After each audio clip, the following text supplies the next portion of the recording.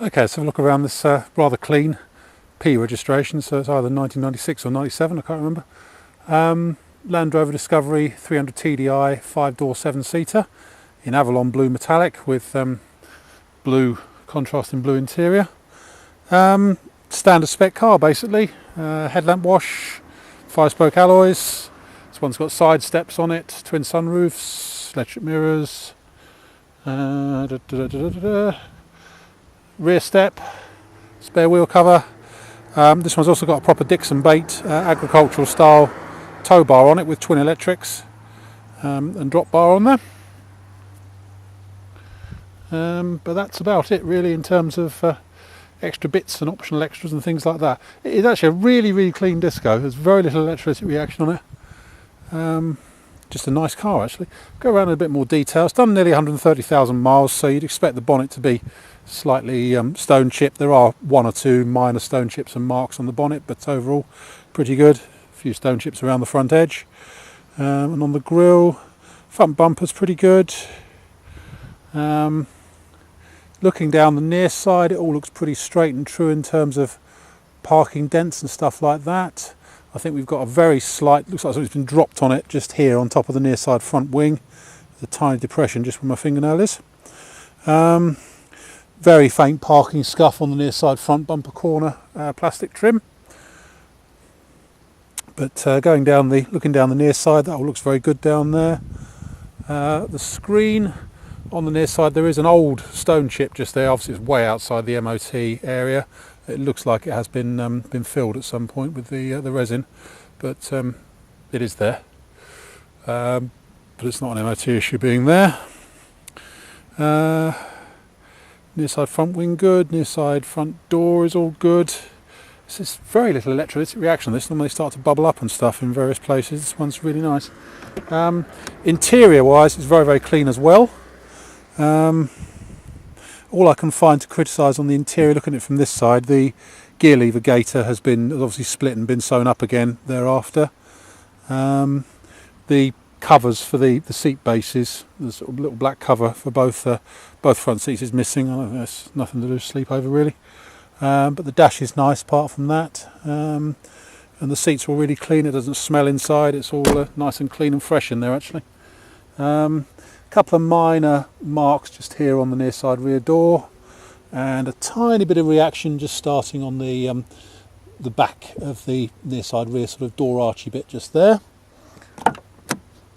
In the back, once again, very clean and nice. No nasties there at all. This is all good all round here. I know one of the sides has been done for the MOT. I can't remember if it's this side or the other side, but that all looks really nice around there.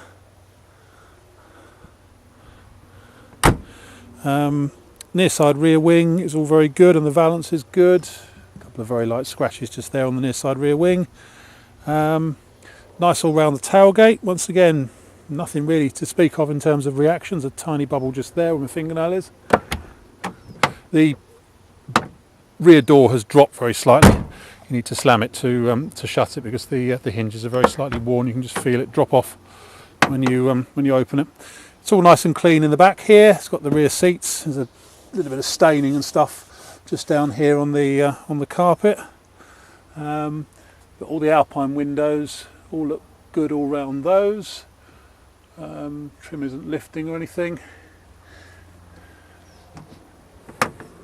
Let's have a look at the outside around the Alpine windows actually. That's good on the near side. Carry on round on the offside. Looking down the offside, very straight and clean in terms of parking dents and stuff. There's nothing really to speak of at all. Once again, around the Alpine light, it's nice all round there. Offside rear wing is good. There's a scratch that goes down here and round like so about sort of 10 inches down the vertically down the offside rear wing just there. But aside from that, the offside is good. Offside rear door is nice. Let's have a look inside. Yes, this side has been welded, I think, for the MOT a couple of years ago, according to the history.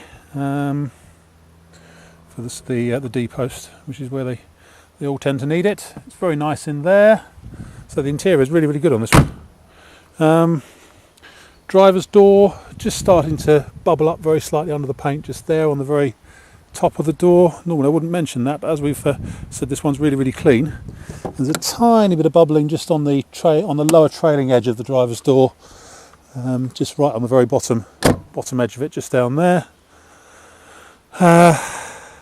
Offside front wing is nice. One tiny bit of paint loss through reaction just there and there, so 2 tiny spots just on the base of the wing, but way less than most Discoverers of this age. What's this up here? There's a few sort of stone chips on the roof that have been touched in, 1, 2, 3, 4, 5, touched in with a paint that doesn't quite match actually, just on the roof just up there. Offside screen is all good. Interior wires on the driver's side. Just move my little bag from a camera. Driver's seat's nice. It's slightly it's gone a bit thin there, but it hasn't gone through. Just on the driver's seat base sort of bolster here, but it hasn't gone through. It's just very slightly sort of thin though, the material. There's a tiny split about 1/2 inch long, oddly enough, on the steering wheel just there where my finger is. And the blanking plug's missing for when some of them have height adjustment for the headlamps, and the blanking plug's missing for that. Aside from that, so the interior is lovely, doesn't smell nasty. I know the people that came from didn't have dogs. Well, one thing it doesn't have is the luggage cover.